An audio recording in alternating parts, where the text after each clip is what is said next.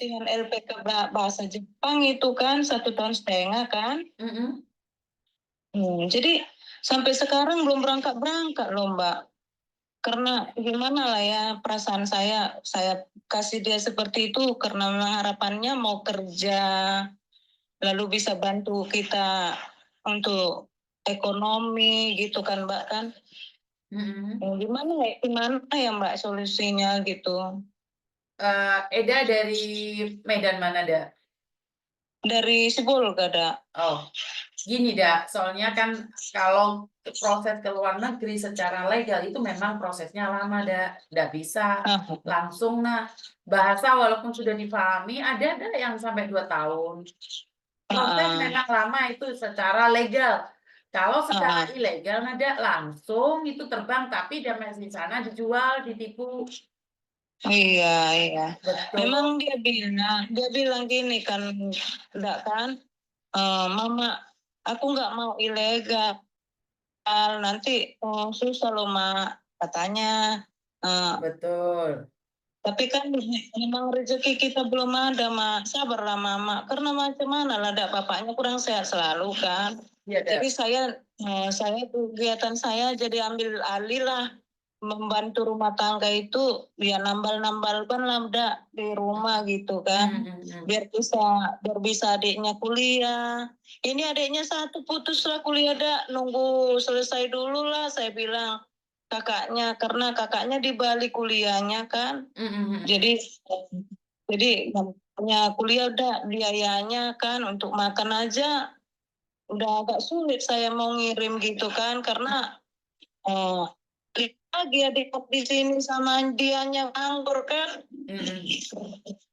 Jadi saya bilang si Itonya abangnya adiknya yang nomor 3 jangan kuliah dulu lah Dek karena biayanya kan berat Dek. Aku bilang gitu.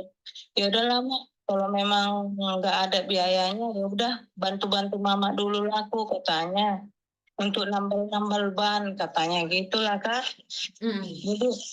Jadi saya lihat itu kan kayaknya gimana ya perasaannya kok udah capek belajar kok lama kali loh kakak bantu mama saya bilang gitu terus jadi dia ngambil solusi lah kan jadi dia pikir kerja untuk daripada dia selalu nengok-nengok aku nggak sampai hati lah dia gitu kan. Jadi dia kerja ikut mekar-mekar itulah ngasih pinjaman sama masyarakat itulah. Jadi lama-lama kali pulangnya ibaratnya kendaraan terus sampai jam 3 pagi, mulai jam 8 sampai jam 3 pagi ngutip ke rumah-rumah orang.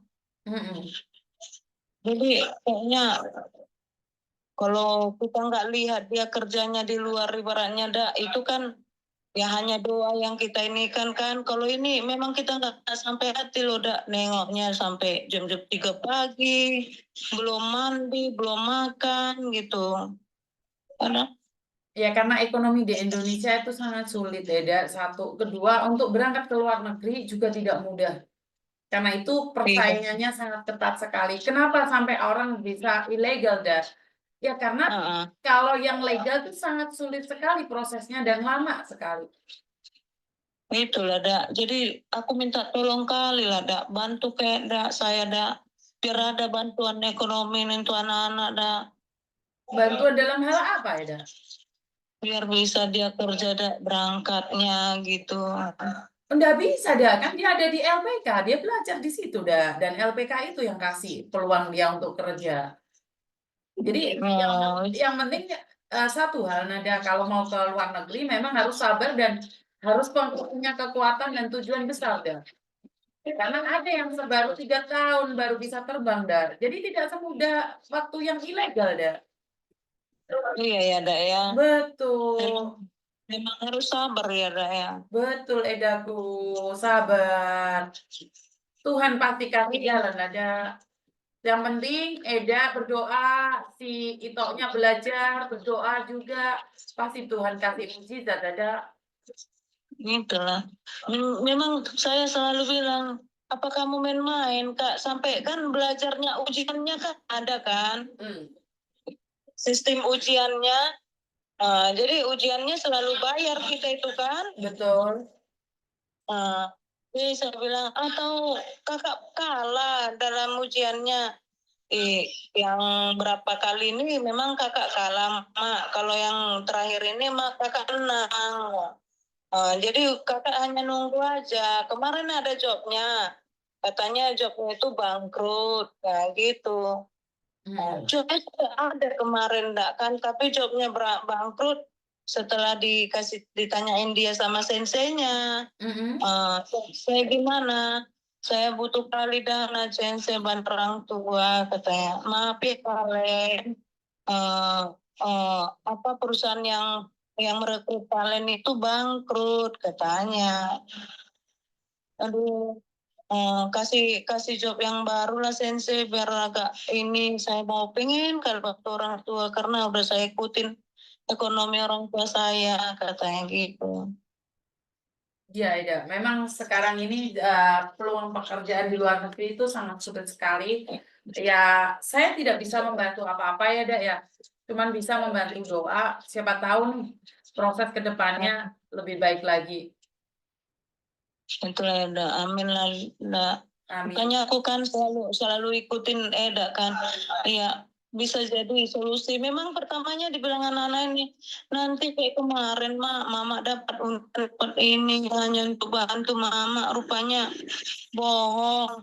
Ini nanti mama ikutin, enggak. Kalau ini saya langsung WA dari apa, saya mau curhat, kalaupun itu memang apa, saya kayaknya kalau curhat sama orang kita diketawai, kalau curhat sama Mbak ini kan saya lepas dari sakit kayak sesak, perasaan saya nyekolahkan anak-anak kok sia-sia jadi nganggur gitu pikiranku, karena capek kali aku yang nambal ban ini, aku bilang sama anak-anak. Eda, tidak ada perjuangan seorang ibu yang sia-sia, Eda. Eda cuma membutuhkan sedikit kesabaran. Eda tahu kan saat seseorang menggali lubang, dia berharap airnya keluar, tapi belum waktunya, Eda. Ini Eda terus harus menggali. Saat Eda merasa lelah, sebenarnya sebentar lagi, Eda. Percaya nggak? Saat kita sudah merasa lelah, capek, berdoa seperti tidak ada jawaban lagi dari Tuhan. Di situ sebenarnya kita diuji, Eda. Bukan saat kita bisa bayar sekolah, saat kita bisa sekolahkan anak-anak, bisa makan, itu bukan ujiannya, Dak. Ujian saat kita sudah capek, Dak. Merasa bahwa kita sudah bekerja, banting tulang, anak-anak kuliah, tidak bekerja. Tapi kan mereka punya niat untuk bekerja, Edaku. Iya itulah, Dak. Karena kan mereka sekolah juga, saya harus berutang. Jadi saya pernah ngontrak yang naik terus, jadi saya utangnya numpuk terus, Dak. Jadi tolonglah kerjalah, sia-sia saya mau nyekolahkannya kalau kayak gitu. Ya Mak, sabar Mak. Gitu-gitu aja lah.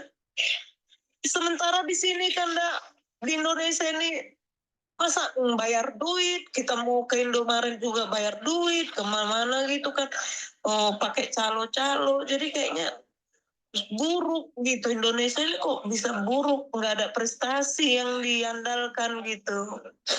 Karena kalau kita berbicara tentang Indonesia terlalu besar nih, Eda. Anak Eda aja dibimbing. Ini sebenarnya saat Eda lelah, saat Eda sudah tidak ada pengharapan lagi. Disitulah Eda semakin menguatkan doa. Di situ percaya deh, Eda, ada orang yang penyakit kanker, Eda, divonis meninggal, yang dari Arab Saudi, dia sembuh, Eda. Karena dia harapannya penuh pada Tuhan. Iya, ada ya. Eda masih sehat. Eda masih punya anak-anak yang keren, yang hebat. Sedikit lagi, Eda. Sedikit lagi. Suatu saat Eda akan telepon nih setelah setengah tahun dari sekarang. Eda akan telepon dan mengatakan anak Eda punya bos yang baik di Jepang. Amin, Lada, amin. Karena udah kayaknya gak letihnya bagaimana membagi biar bisa nutupin bank, bagaimana biar bisa kalau anak-anak telepon. Ya tunggu lah dek, sabar dek, mak adek belum makan loh mak. Oh udah dibilang itu ya tunggulah udah 100.000 dulu ya mama bagi ya mak, gitu-gitu. Kadang sedih udah. Iya, paham. kayak mana lah kalau seorang perempuan kan nggak merantau. Betul, dah. Jadi niat saya jangan sempat mengadu sama laki-laki, anak-anak gadisku nanti jadi dimanfaatkan yang tidak baik, gitu loh, Dak. Betul. Hari ini Eda diuji dengan lelah batin. Eda lelah tubuh, lelah batin karena menyekolahkan anak-anak yang sampai saat ini belum bisa bekerja. Tapi percayalah, saat Eda semakin tua, anak-anak Eda lah yang akan mengangkat derajat Eda. Amin, Dak. Amin. Karena satu, anak Eda berani nekat mau ke luar negeri. Tekad dia itu sudah memberikan kekuatan pada Eda. Satu anak itu bisa menaikkan keluarga di atas Eda. Dengan niat dia, walaupun saat ini belum rezekinya dia, Eda. Tapi yakinlah, ini anak punya semangat yang begitu besar. Eda akan diangkat derajatnya. Hari ini Eda mungkin direndahkan, hari ini Eda mungkin disakitin. Tapi perjuangan seorang ibu nggak akan sia-sia, Eda.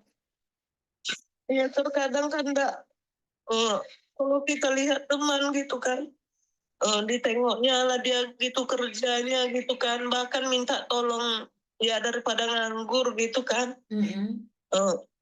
Jadi kitanya direndahkan gitu, Dak. Enaknya sarjana nggak sekolah, nggak kerja gitu. Jadi ya ngeri kali ya. Padahal nggak rezeki itu kan nggak semua sama ya, Dak ya. Eda, Caranya. ada orang yang punya rezekinya telat tapi dia di atas, Dak. Itulah, Dak. Ada orang yang rezekinya telat, rezekinya di atas, Dak. Nggak perlu cemburu dengan rezeki orang, kan kita tidak tahu apa yang terjadi sama dia. Hari ini Eda nggak punya rezeki walaupun anaknya sarjana. Tapi anaknya kan niat ada kerja, Dak. Dia Itulah, Dak. semangat. Jadi kalau anak-anak memang dibilang ya, Dak, sabar Mama. Tahu kami capek Mama. Sabar. Apalagi kayak bapak kurang sehat selalu nggak pernah bantu Mama lagi di bengkel. Iya, itulah. Kayak mana aku bisa nggak aku menyekolahkan kalian, jangan seperti aku lagi sakitnya. Untuk berumah tangga juga sakit, berutang awal sampai sekolah kalian berutang terus, jangan sampai seperti aku lah, aku bilang. Kalau bisa kalian maju semuanya, bilang gitu gak sama orang itu. Karena kita berdoa itu tidak semua doa kita dijawab hari itu juga, Dak. Karena mungkin kita belum siap juga. Saya cuma ingin bilang sama Eda, saya juga punya kesedihan sebelum hari ini.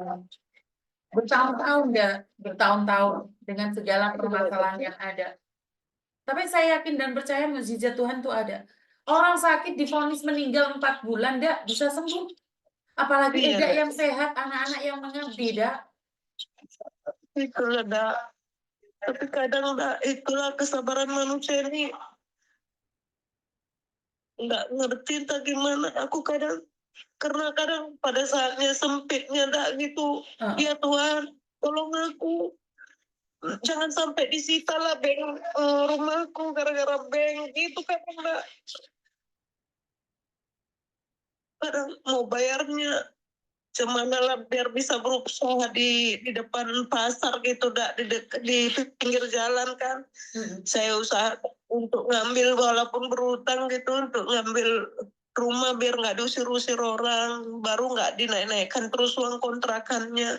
Saya upayakan lah ngambil di pinggir jalan, di situ kamarnya, di situ rumahnya, di situ tempat masaknya, nggak besar, Dak. Cuman yang penting kita bisa kumpul, bisa mama bantu bapak untuk kerja gitulah.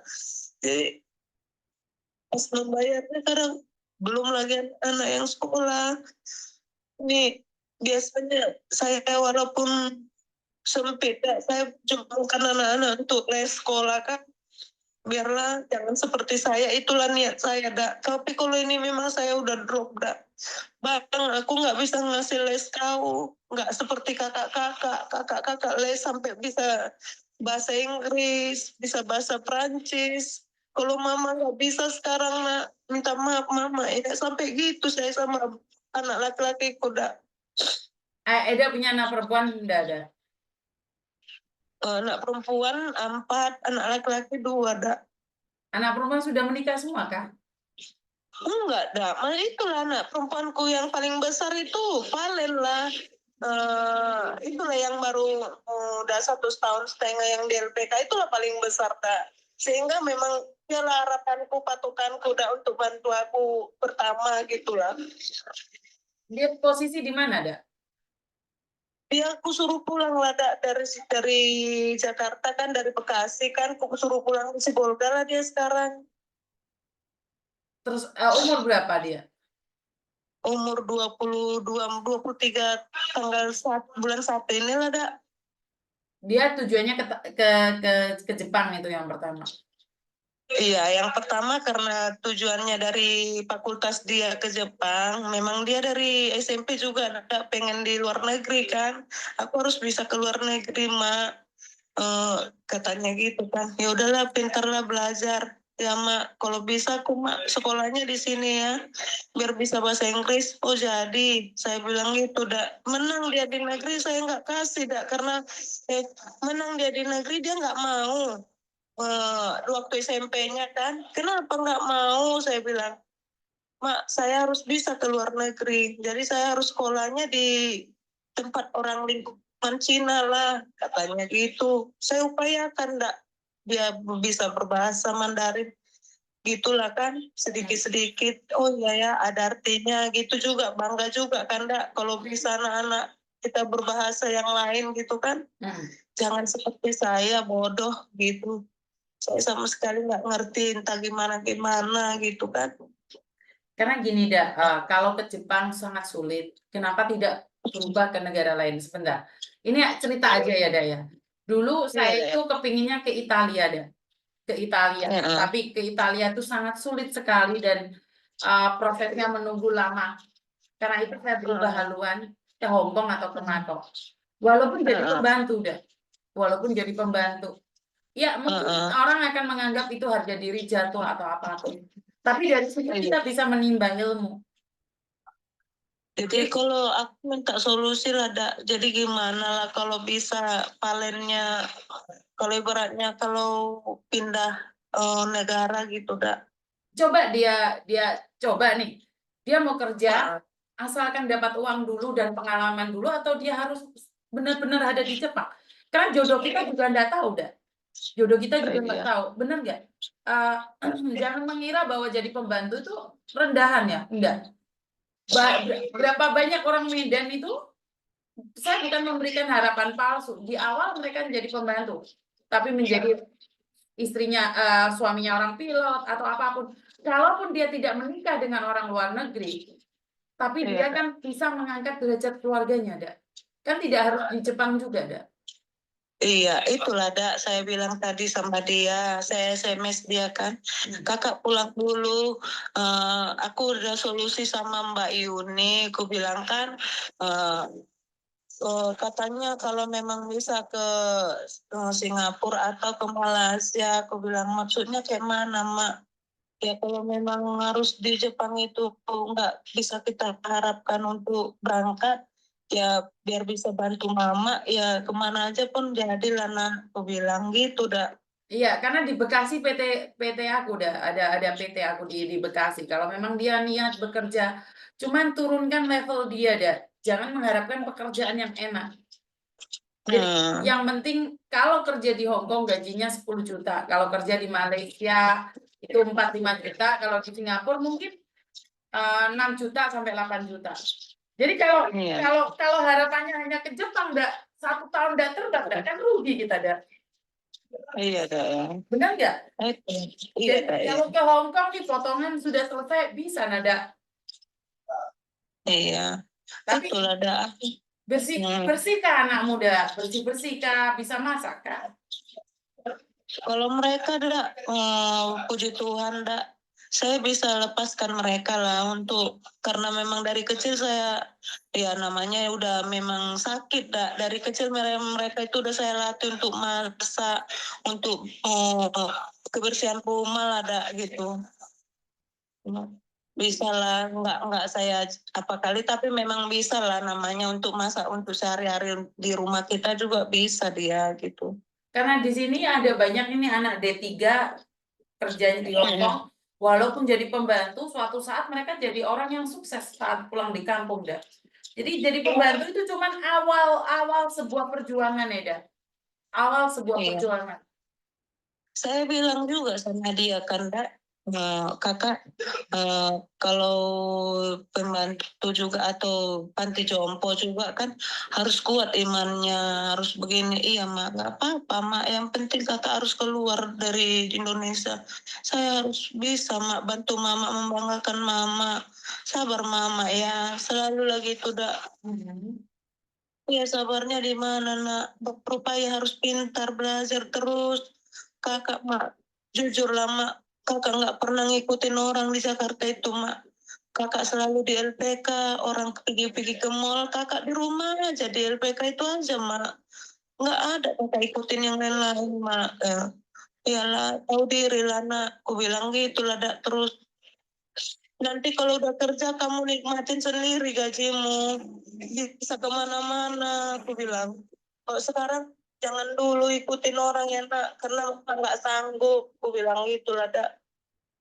Iya, dah. Karena ya itu, kalau memang sekarang daripada dia disuruh ke Kamboja, ke Thailand yang di sana adalah penipuan, nanti ujung-ujungnya disiksa dan kita dimintain uang, ya memang lebih baik kita harus pindah haluan, dah. Maukah ke Singapura, ke Hong Kong, ataukah ke Taiwan? Yang penting kuat mental, dah. Satu, untuk keluar negeri kuat mental. Iya dak ya, kalau dia mentalnya memang kuat dak, puji Tuhan lah. Karena memang dari awalnya juga mereka sakit hidupnya, jadi mereka memang kuat untuk ini dak. Sampai tamat sekolah pun mereka dak, saya nggak kenal kampusnya dak, karena dana juga ya dak ya. Saya nggak pernah antar mereka, saya nggak pernah pijak kampusnya, bahkan wisudanya dia dak, saya nggak pernah ikut dak. Oke, pertanyaannya, apakah anak Eda mau bekerja di luar negeri sebagai pembantu? Itu aja. Itu Kalau aja. dia ada, saya tanya kemarin, saya siap mak kemanapun kalau memang ada mak, katanya gitu. Tapi di mana mak? Aku udah di LPK katanya. Ya nanti aku curhat dulu sama mbak itu nih, aku bilang gitu dah. Oke, dah. Tak kasih nomor PT aku dah yang ada di Bekasi. Dia kan bisa berangkat sendiri nih. Nanti pasti ketemu sama aku dah kalau dia memang ada di Bekasi. Kan aku di Bekasi. Iya dah.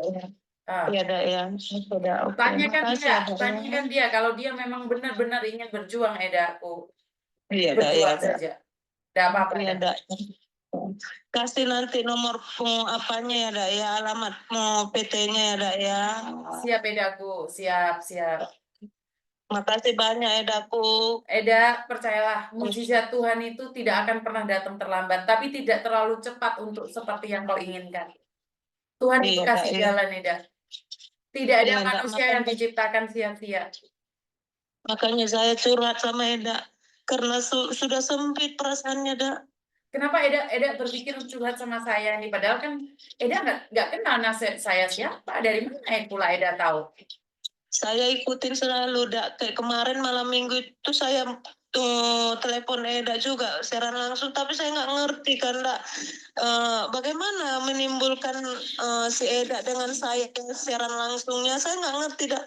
Memang saya nggak fokuskan Eda pegang handphone, yang penting saya kalau nempel ban.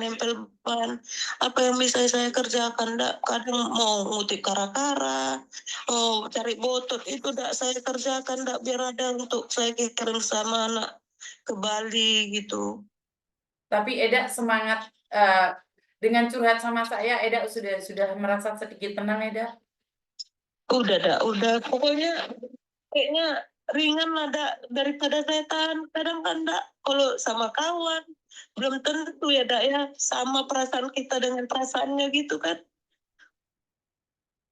Makanya kenapa Eda nekat curhat sama saya, Eda? Eda kan jauh di sana. Iya, karena saya ikutin Eda. Memang Eda jiwanya menolong, bukan untuk mengambil sesuatu keuntungan diri pribadi sendiri gitu, bukan, Dak. Karena saya ikutin selalu dia kan. Kalau untuk penipuan Eda kasih tahu dan Eda marah-marahin bagi orang yang sudah diingatin dilanggar juga. Berarti ini sayang sama manusia yang apalagi yang TKW gitu. Berarti tempat pengaduan anakku nanti sama Eda ini. Jadi saya ikutin terus, saya ikutin kalau dia dimarahin, kenapa baru 1 minggu kamu kerja sudah pergi keluar, itu kan tidak boleh, diperbolehkan kalau TKW itu langsung pergi keluar ngenal orang. Oh iya, memang menjaga keselamatan seorang TKW harus butuh pengenalan diri dulu dan lingkungan gitu juga. Saya ikutin juga dan saya pelajarin. Jadi selalu saya nasihatin sama anak-anak, kalau kamu keluar negeri nanti Kak, karena mau nanti seperti ini. Saya ikutin Mbak Yuni, bahasanya gini. Oke, manis-manis ceritanya. Ternyata mereka mau jual kamu lagi karena kamu terpengaruh gitu.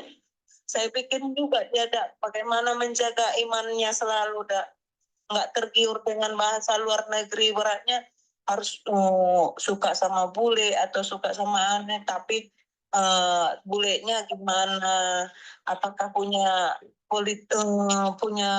iman yang kuat atau hanya untuk berteman seperti situ gitu aja gitu. Jadi saya kasih solusi terus dengan cara Eda ngasih saran sama orang. Jadi saya kasih juga sarannya sama anak-anak. Oke, jadi berguna ya, Dak, ya. Apa yang saya sampaikan, Eda pelajarin dan Eda bagikan ke anak Eda yang ada di rumah. Begitu ya, Dak? Iya, Dak. Oke. Itulah solusi saya, Dak, sama anak-anak. Itu bentuk kasih sayang seorang ibu pada anaknya. Dan saya kasih nomor agent saya, PT saya yang ada di Bekasi, Dak. Coba hubungi, ngomong aja disuruh Miss Yuni. Kalau anak Eda masuk ke situ, pasti tak cari nanti, Dak. Oke, Dak. Oke. Tuhan Makasih, Dak, ya. memberkati, Dak. Iya, Dak. Sehat-sehat, Dak. Sehat-sehat juga lah kau, Dak. Salam buat Ito, Dak. Terima kasih. Oke, saya tidak tahu ternyata channel saya sampai ke Medan. Medan juga hadir nih. Ya, seperti yang saya sampaikan bahwa saya itu memberikan informasi berdasarkan apa yang saya tahu. Jadi kalau kalian setuju, boleh like dan share agar tetangga kalian, teman kalian tidak tertipu di luar sana.